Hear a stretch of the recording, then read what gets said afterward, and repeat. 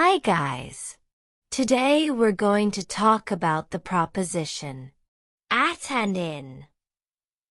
Our sentence of the day is, I've arrived. Repeat after me. I've arrived. Once again, I've arrived.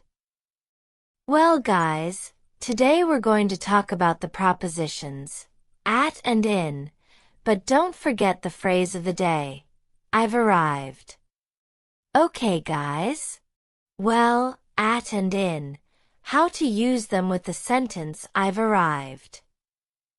So, use at for specific or smaller places. Reference point.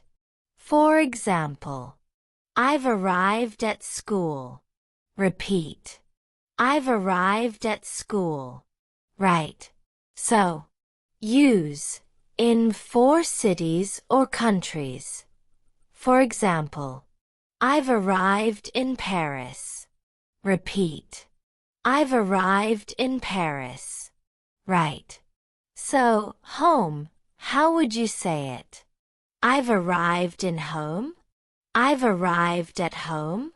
Or, I've arrived home? Leave it in the comments. Let's debate.